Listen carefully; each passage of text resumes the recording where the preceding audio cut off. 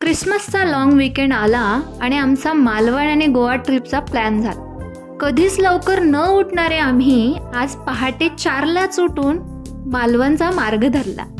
जाताना रस्त्यात आजूबाजूला लागलेली घनदाट झाडी आणि आमच्या आवाजातली बेसुरी गाणी याचा ताळमेळ बसवत आम्ही निघालो होतो मालवण ट्रिपला.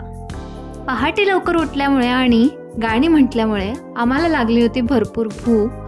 सो आम्ही इथे थांबलो होतो नाश्त्याला. सॉरी गाईज, मी याचा बोर्ड नीट घेतलाच नाही आहे. असो,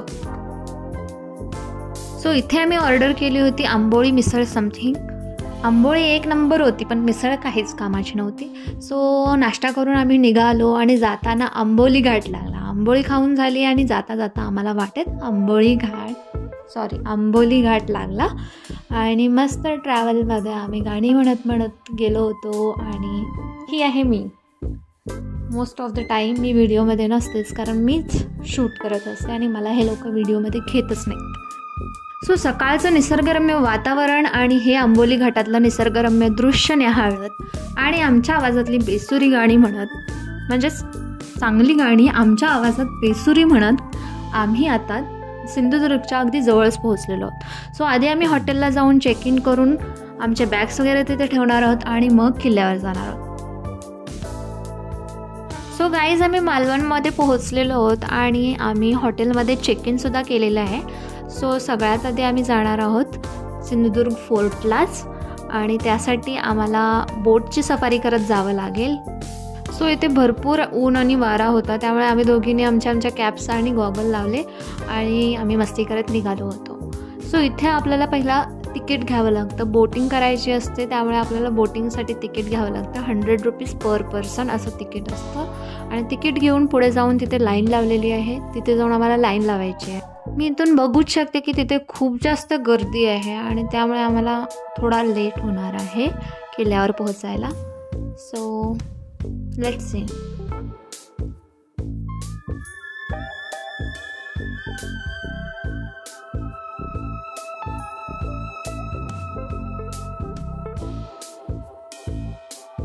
गाईज, फायनली आमचा नंबर आलेला आहे. आम्ही आमचे लाईफ जॅकेट्स घातले आणि आम्ही बोटमध्ये बसलो. छत्रपती शिवाजी महाराजांची घोषणा देत देत बोटीतला प्रवास सुरू झाला आणि तो किल्ल्याच्या पायथ्याशी येऊन थांबला. सो आम्ही पोहोचलेलो आहोत किल्ल्यावरती आणि इथून थोडासा वॉक घेऊन आम्ही किल्ल्यातून एंट्री घेणार आहोत. गाईज, मी मालवणला याआधी माझ्या कॉलेज डेजमध्ये आले होते, तेव्हा आमची स्टडी टूर आली होती मालवणला. So this is my second time in Malvan. माझे खूप जास्त मेमरीज आहेत, तेव्हाचे सुद्धा फोटोज मी अजूनही सांभाळून ठेवलेले आहेत. गाईज, मला खूप भारी वाटतं आहे पुन्हा एकदा किल्ल्याला भेट द्यायला. ही आहे आमची होल गँग.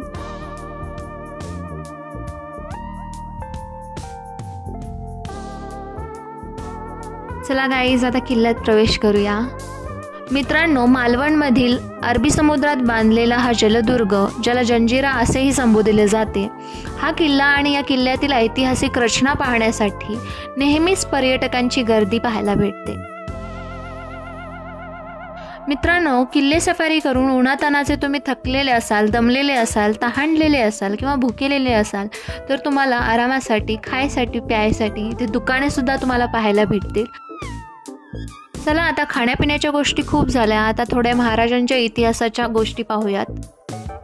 असे म्हणतात की हा किल्ला बांधण्यासाठी 1 कोटी होन खर्ची पडले आणि उभारणीसाठी 3 वर्षांचा कालावधी लागला. या 3 वर्षांच्या कालावधीत जेव्हा महाराज आग्र्याला कैदेत होते तेव्हासुद्धा या किल्ल्याचे बांधकाम थांबले नाही. मित्रांनो, भुईकोट आणि डोंगरी किल्ल्यांच्या बरोबरीने सागरी मार्गावरील शत्रूंची स्वारी परतवून लावण्यासाठी जलदुर्गाची निर्मिती महत्त्वाची आहे. हे ओळखून शिवाजी महाराजांनी सागरी किल्ले निर्माण केले. चांगल्या, भक्कम आणि सुरक्षित स्थळांचा शोध घेऊन समुद्रकिनाऱ्याची पाहणी झाली. इसवी सन 1664 साली मालवणजवळील कुरटे नावाचे काळा कभिन्न खडक असलेले बेट किल्ल्यासाठी निवडले. महाराजांच्या हस्ते किल्ल्यांच्या तटांची पायाभरणी झाली. मित्रांनो, या किल्ल्यावर शिवरायांच्या उजव्या हाताचे आणि डाव्या पायाचे ठसे उमटलेले आहेत. मुख्य म्हणजे या किल्ल्याच्या परिसरात गोड्या पाण्याच्या 3 विहिरी आहेत. त्यांची नावे दूधबाव, दहीबाव आणि साखरबाव अशी आहेत. ह्या विहिरींची पाणी चवीला अत्यंत गोड लागते. किल्ल्याच्या बाहेर खारे पाणी आणि आत गोडे पाणी हा निसर्गाचा एक चमत्कारच मानला पाहिजे. यामुळे किल्ल्यावर राहणे सुलभ झाले आहे. चला तर फ्रेंड्स, ही झाली किल्ले सफारी. आता आली पेट पूजेची बारी. गुगलवरचे रेटिंग बघून अतिथी बांबू या रेस्टॉरंटला जायचं ठरलं आणि सुरमई थाली बघून आमच्या सगळ्यांचं पोट भरलं.